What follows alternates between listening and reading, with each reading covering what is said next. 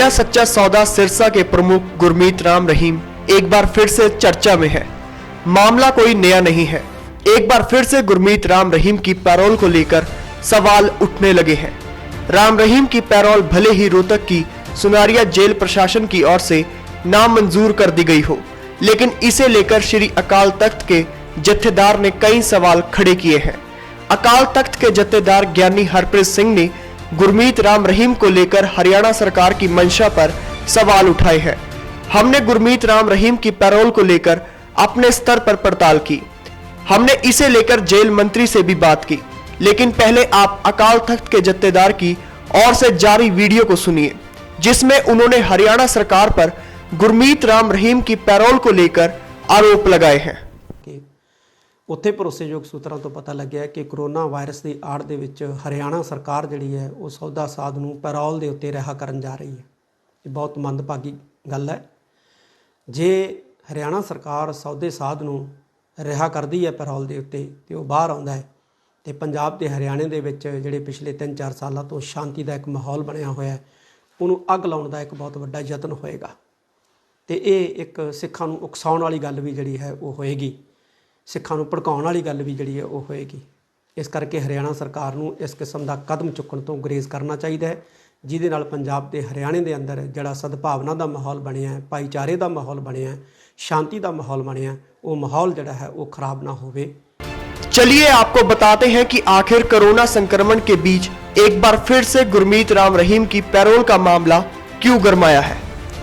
दरअसल राम रहीम की मां ने अपनी बीमारी का हवाला देकर गुरमीत राम रहीम की पैरोल के लिए आवेदन किया था, लेकिन सुनारिया जेल के प्रशासन ने उनकी इस अपील को खारिज कर दिया है।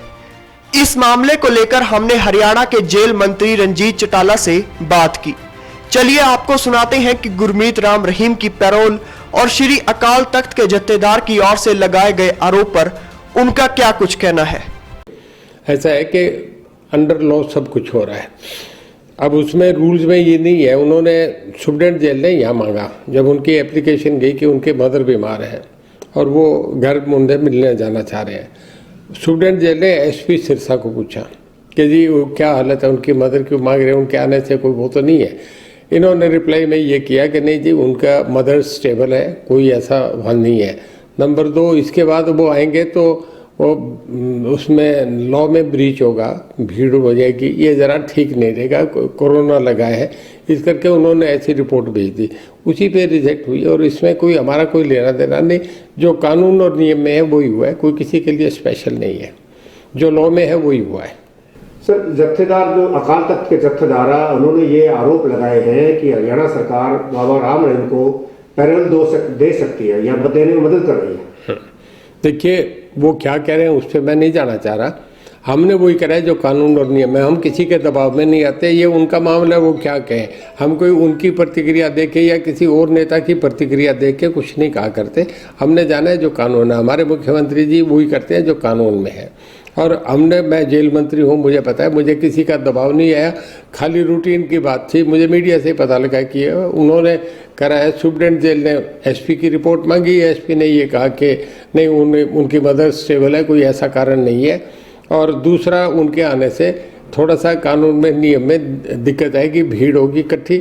और दूसरा उन्होंने ये कहा कि भाई अभी कोई कोरोना का मामला चल रहा है, ज़्यादा क्राउड होना ठीक नहीं, हम सोशली डिस्टेंस कर रहे हैं, इस करके भी ये हुआ। इसका और कोई दूसरा कारण नहीं था। हरियाणा सरकार अपने नियम और कानून से करती है, किसी के दबाव में नहीं आती, किसी के कहने से नहीं करती। जो कानून में वही करते हैं। सुना आपने, जहां हरियाणा के जेल मंत्री रंजीत चौटाला ने गुरमीत राम रहीम की पैरोल पर किसी का भी दबाव होने की बात से साफ इनकार किया, वहीं उन्होंने बिना किसी दबाव में सब कुछ कानून के हिसाब से ही करने की बात कही है। बता दें कि साध्वी यौन शोषण और पत्रकार हत्याकांड मामले में राम रहीम को पंचकुला की सीबीआई कोर्ट ने 20 साल की सजा सुनाई थी। सजा सुनाए जाने के बाद सुनारिया जेल को हाई सिक्योरिटी जोन में बदल दिया गया था। जेल की सुरक्षा में पैरामिलिट्री भी तैनात की गई थी।